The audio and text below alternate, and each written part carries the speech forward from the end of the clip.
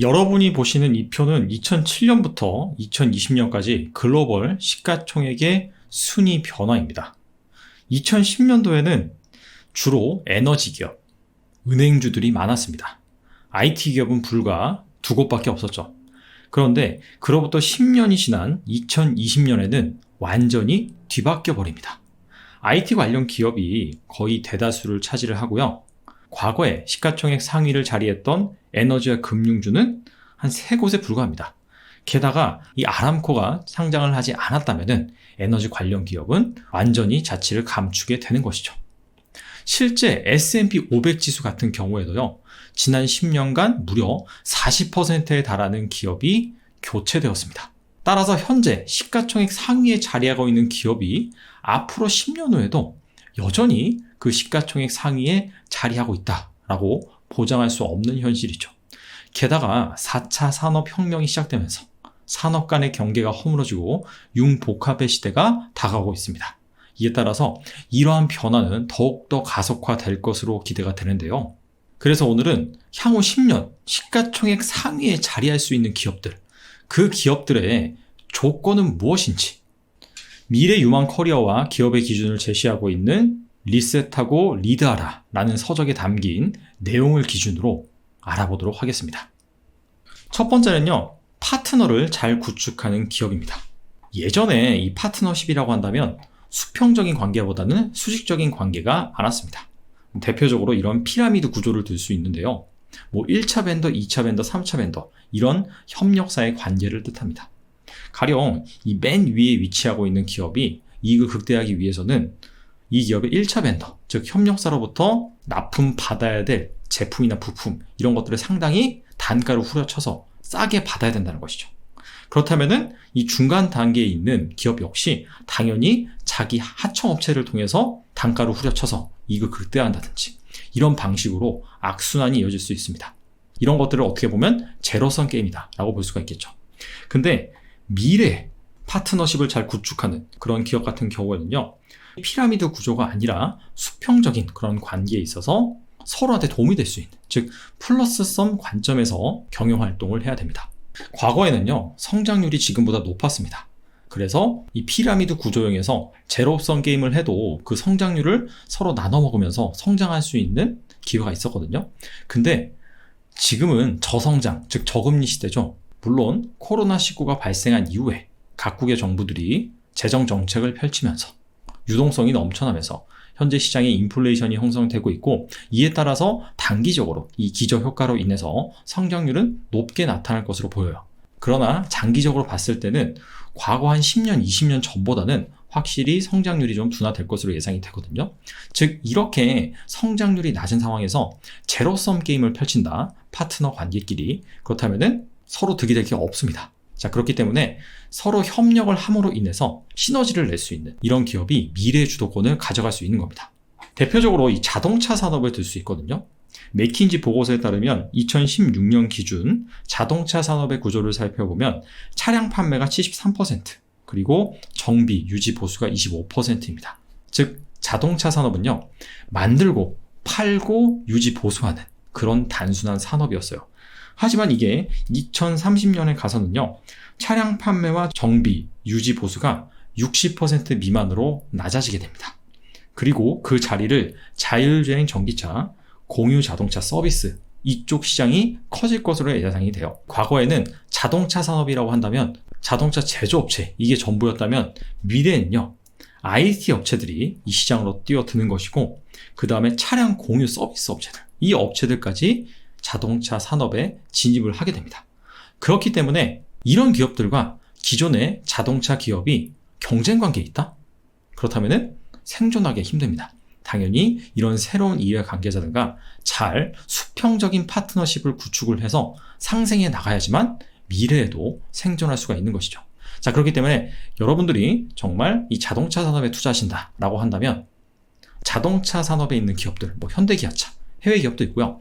그런 기업들이 미래 자동차 산업에 잘 적응하기 위해서 이 파트너십 관계를 잘 구축하는지, 이 부분을 잘 살펴볼 필요가 있습니다.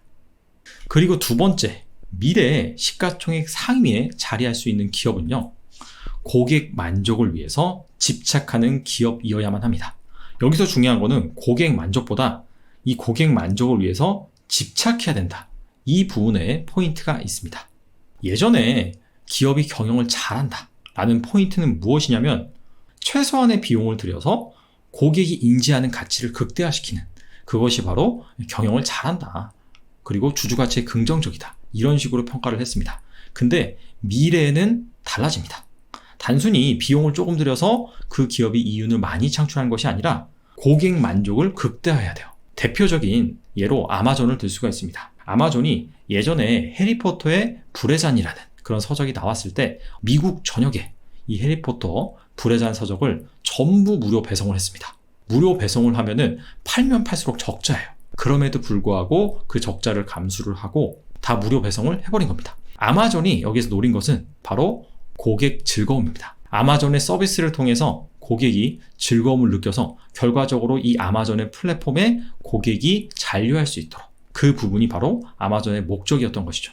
한때는 이러한 아마존의 경영 방식을 월가에선 상당히 비판을 했어요. 그래서 아마존 밤, 아마존 토스트, 아마존이 그냥 홀랑 다 타버렸다. 아마존은 1달러짜리 물건을 매입해서 0.9달러에 파는 멍청한 비즈니스라는 기업이다. 자, 이런 식으로 조롱을 했습니다. 근데 지금은 어떻죠? 시가총액 탑 클래스에 속하는 세계 최대의 이커머스 기업이죠. 아마존이 고객한테 즐거움을 주는 이유는 바로 이겁니다. 아마존이 세상의 모든 물건을 파는, 모든 서비스를 파는, 그게 바로 모토잖아요. 그러면서 이 아마존이라는 플랫폼 하에 이런 다양한 서비스를 제공을 하고 있습니다. 아마존을 통해서 정말 즐거움을 느꼈던 고객이라고 한다면 이 아마존이라는 플랫폼에 잔류를 해서 다른 아마존의 서비스도 충분히 경험할 수 있는 그런 기회가 마련이 되는 것이죠. 그렇다면은 단기적으로는 이게 적자를 볼 수 있지만은 장기적으로 봤을 때는 훨씬 더 도움이 되겠죠. 그래서 이거는 여러분들이 고객 입장에서 판단을 하시면 될 것 같아요. 아, 이 기업은 뭔가 돈은 잘 버는데 고객의 즐거움을 위해서 일하는 것 같지 않다.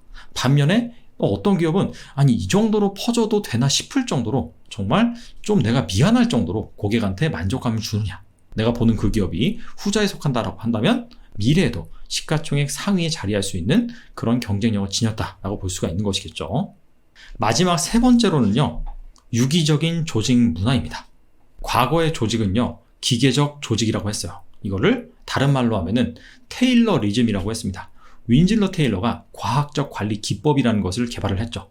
이때가 바로 막 산업화가 되던 시절에 노동 향상성을 극대화시키는 그런 방법으로 고안된 것이 바로 기계적 조직, 테일러리즘입니다. 이거는 그냥 단순해요. 관료 조직, 수직적 조직입니다. 그래서 하향식 위계 질서를 바탕으로 위에서 명령이 떨어지면은 거기에 따라서 이 밑에 직원들이 얼마나 재빠르게 그리고 불량률이 낮게 제품을 만들고 서비스를 구현하느냐, 이것이 바로 핵심이었습니다. 하지만 미래에 경쟁력 있는 기업을 이끌어갈 만한 그런 조직 같은 경우에는요, 유기체 조직입니다. 이 수직적 구조가 아니라 완전히 수평적 구조고 필요에 의해서 뭉치기도 하고 또 재빠르게 흩어질 수 있는 그런 조직입니다. 이 기계적 조직과 유기체적 조직의 결정적인 차이점이 있어요. 이 기계적 조직은 고객의 니즈에, 변화하는 경영환경 트렌드에 빨리 대응하기 힘듭니다. 왜냐하면은 이게 뭐 임원, 부장, 차장, 과장, 대리 이런 직급별로 세분화되어 있기 때문에 뭔가 의사결정을 하기 위해서는 이 직급별로 다 보고가 돼야 되고 다시 이게 명령이 떨어져야 됩니다. 만약에 중간 관리자 한 명이 이건 아니다 라고 한다면 다시 그 밑단으로 돌아가서 이 보고서를 수정을 하고 다시 또 올리고, 그렇게 된다면은 이미 시장 하나를 놓치게 되는 셈이죠. 하지만 이 유기체적 조직 같은 경우에는 수평적인 구조로 이 조직 하나하나 단위가 이미 스스로 의사결정을 하고 바로 시행을 하게끔 되어 있습니다. 그렇기 때문에 변화하는 고객의 니즈에 발빠르게 대응할 수 있는 그러한 장점이 있습니다.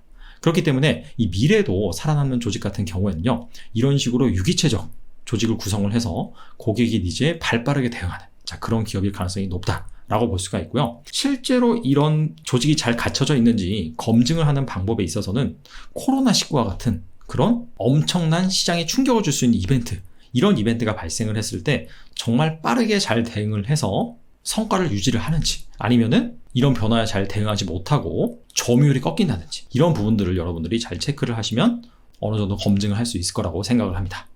리셋하고 리드하라 서적을 통해서 미래에 헤게모니를 질 수 있는 그런 기업의 조건은 무엇인지 살펴봤는데요. 사실 이 서적은 비단 기업뿐만 아니라 여러분이 미래에는 어떻게 커리어를 갖춰야 하는지, 미래에는 어떤 직업이 각광을 받을 것인지, 변화하는 경제, 사회, 조직의 트렌드를 일목요연하게 잘 요약하고 있습니다. 그래서 여러분들이 비단 투자에만 도움되는 것이 아니라 직장 생활을 함에 있어서 나의 커리어를 구축함에 있어서 큰 도움이 될 거라고 생각을 합니다. 때문에 투자자뿐만 아니라 사업가, 직장인, 프리랜서 너나 할 것 없이 읽으면 좋은 책이라고 생각을 합니다. 개인적으로 투자하는 데 있어서 가장 중요한 거는요, 물론 지식도 중요하죠. 하지만은 무엇보다 중요한 것은 심리입니다. 이 심리를 잘 지배하고 있으면은 주식시장에서 성공할 가능성이 높아집니다. 근데 이 심리를 견고하게 하기 위해서 또 중요한 게 무엇이냐? 지속적으로 나한테 현금 흐름이 창출되냐? 그 부분입니다. 뭐 이런 거죠. 시장이 지금 안 좋은데 안 좋아도 내가 버틸 수 있는 거는 나는 지금 꾸준히 일할 수 있는 커리어가 있고 그만한 능력이 있기 때문에 월급 받으면서 버틴다 라는 관점에서 임하다 보면은 분명히 또 좋은 기회가 찾아오거든요. 투자를 잘하기 위해서는 결과적으로 여러분의 커리어를 잘 사는 것이 무엇보다 중요하다라는 차원에서 이 책이 도움이 됐으면 좋겠습니다. 오늘은 여기까지 하겠습니다. 감사합니다.